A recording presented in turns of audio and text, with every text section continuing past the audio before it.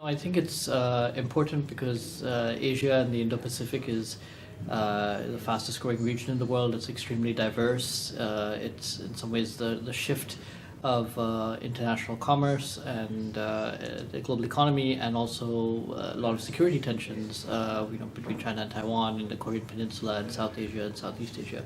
So for all these reasons, I think it's an important region.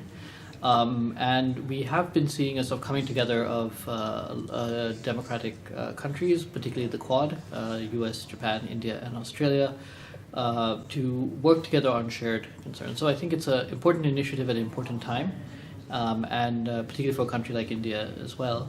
And of course, there are a lot of developments that are so concerning for India and its neighborhood. The concerns about the Belt and Road Initiative, we're seeing the implications of that in places like Sri Lanka. The Myanmar, the coup there, and also I would say the last thing is that India is going to be chairing the G20 presidency next year, and so a number of initiatives leading to that. Makes this a very opportune moment to be talking about some of these issues. I think one is different priorities and different concerns. And different capacities as well. So Japan has some strengths. Japan's ODA program is very competitive the world over and very impactful. The US has its own strengths. India has its very different toolkit that it uses.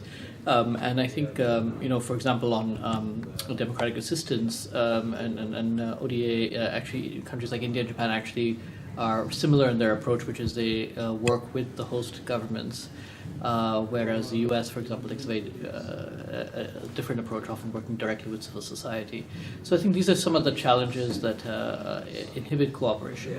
But that being said, I think we're seeing a lot of government-to-government cooperation, at least amongst the 4 Quad countries. I think what we've just been discussing a little bit is integration sometimes with some others, Korea, Indonesia, and others.